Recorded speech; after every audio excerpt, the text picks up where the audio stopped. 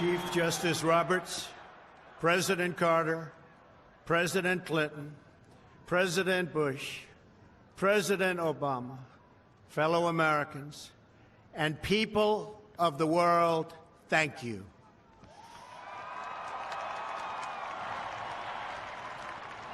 We, the citizens of America, are now joined in a great national effort to rebuild our country and restore its promise for all of our people. Together, we will determine the course of America and the world for many, many years to come. We will face challenges. We will confront hardships, but we will get the job done. Every 4 years, we gather on these steps to carry out the orderly and peaceful transfer of power. And we are grateful to President Obama and First Lady Michelle Obama for their gracious aid throughout this transition.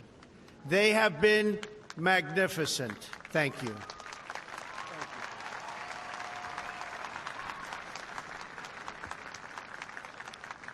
Today's ceremony, however, has very special meaning, because today we are not merely transferring power from one administration to another or from one party to another, but we are transferring power from Washington, D.C., and giving it back to you, the people.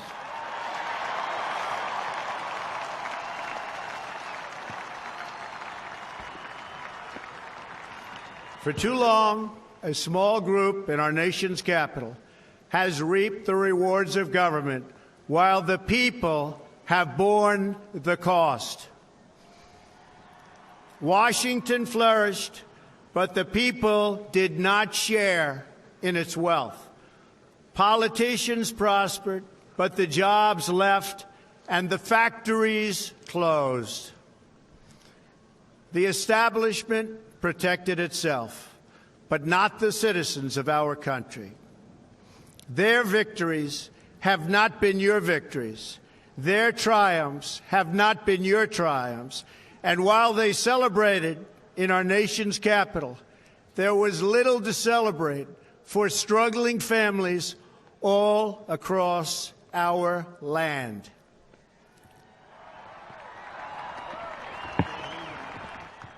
That all changes starting right here and right now, because this moment is your moment. It belongs to you.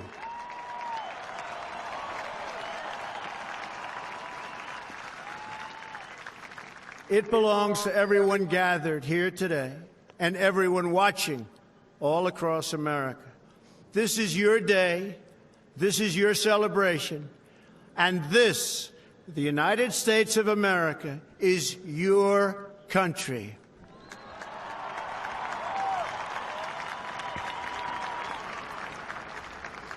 What truly matters is not which party controls our government, but whether our government is controlled by the people.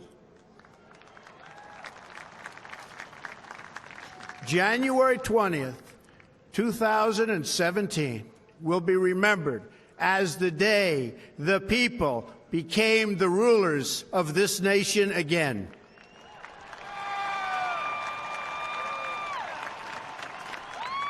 The forgotten men and women of our country will be forgotten no longer.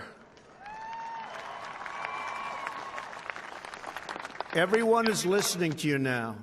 You came by the tens of millions to become part of a historic movement, the likes of which the world has never seen before. At the center of this movement is a crucial conviction that a nation exists to serve its citizens. Americans want great schools for their children, safe neighborhoods for their families, and good jobs for themselves. These are just and reasonable demands of righteous people and a righteous public. But for too many of our citizens, a different reality exists. Mothers and children trapped in poverty in our inner cities, rusted out factories scattered like tombstones across the landscape of our nation, an education system flush with cash, but which leaves our young and beautiful students deprived of all knowledge. And the crime, and the gangs, and the drugs that have stolen too many lives and robbed our country of so much unrealized potential. This American carnage stops right here and stops right now.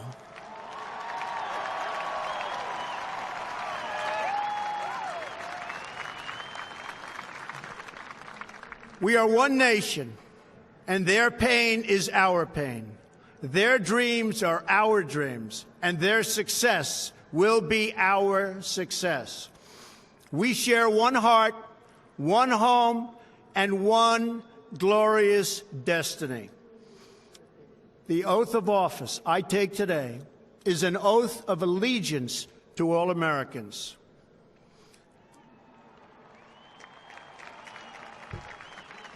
For many decades, we've enriched foreign industry at the expense of American industry, subsidized the armies of other countries while allowing for the very sad depletion of our military. We've defended other nations' borders while refusing to defend our own.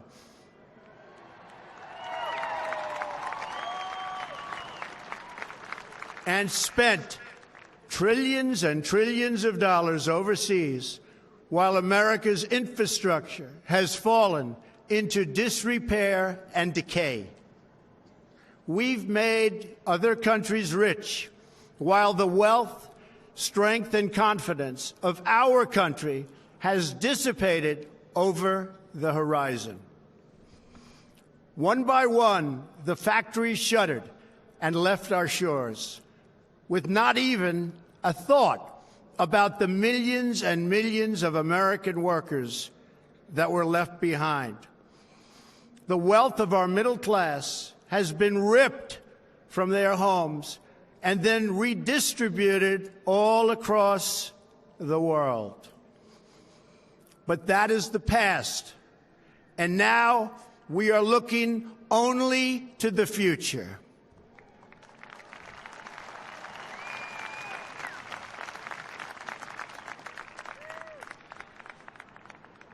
We assembled here today are issuing a new decree to be heard in every city, in every foreign capital, and in every hall of power. From this day forward, a new vision will govern our land. From this day forward, it's going to be only America first. America first.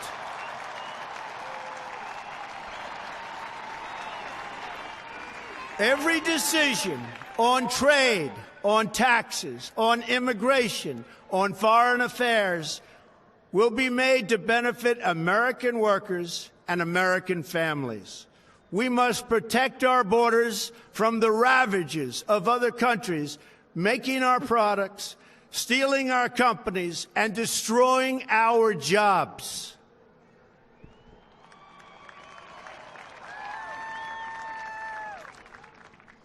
Protection will lead to great prosperity and strength. I will fight for you with every breath in my body, and I will never, ever let you down.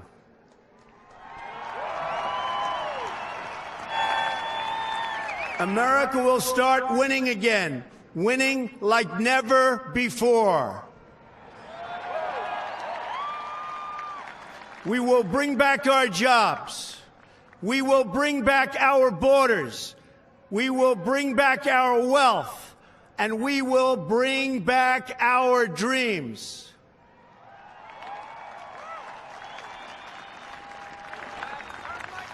We will build new roads and highways and bridges and airports and tunnels and railways all across our wonderful nation.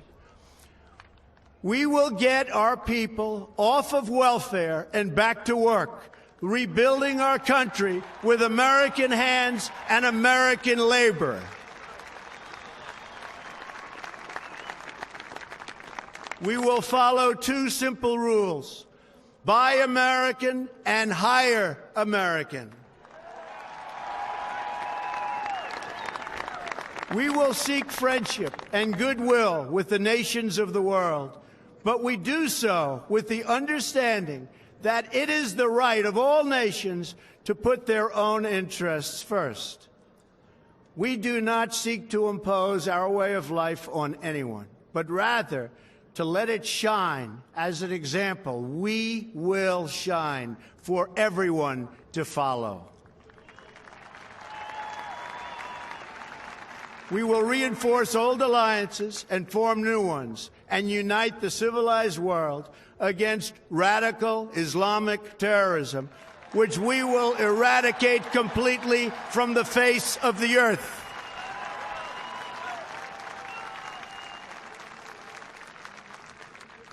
At the bedrock of our politics will be a total allegiance to the United States of America.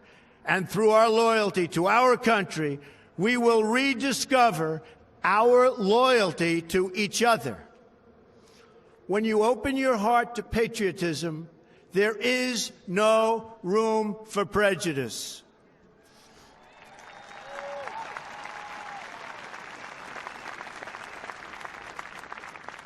The Bible tells us how good and pleasant it is when God's people live together in unity. We must speak our minds openly, debate our disagreements honestly, but always pursue solidarity. When America is united, America is totally unstoppable.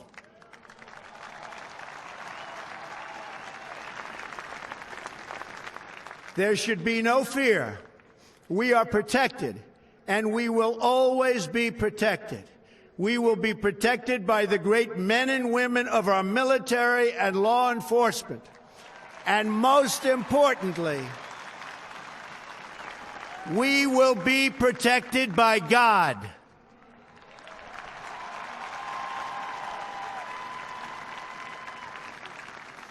Finally, we must think big and dream even bigger. In America, we understand that a nation is only living as long as it is striving. We will no longer accept politicians who are all talk and no action, constantly complaining but never doing anything about it.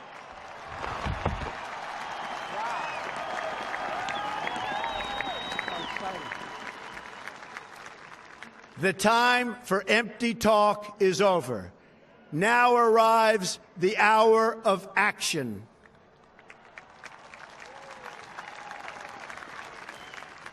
Do not allow anyone to tell you that it cannot be done. No challenge can match the heart and fight and spirit of America. We will not fail. Our country will thrive and prosper again.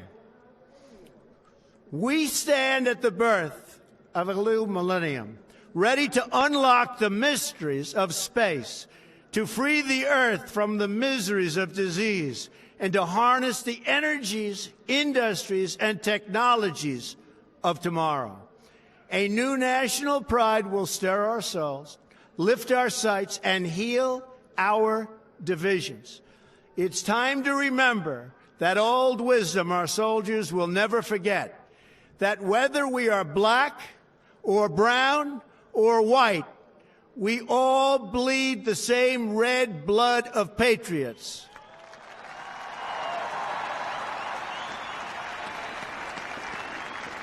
We all enjoy the same glorious freedoms, and we all salute the same great American flag.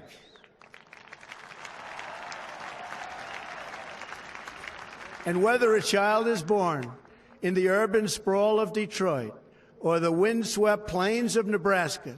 They look up at the same night sky, they fill their heart with the same dreams, and they are infused with the breath of life by the same Almighty Creator.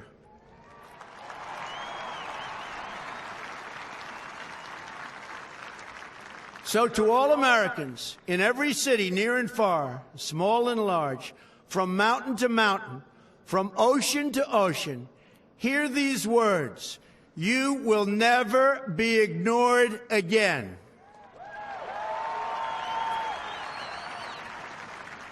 Your voice, your hopes, and your dreams will define our American destiny. And your courage and goodness and love will forever guide us along the way. Together, we will make America strong again. We will make America wealthy again. We will make America proud again. We will make America safe again. And yes, together, we will make America great again. Thank you, God bless you, and God bless America. Thank you. God bless America.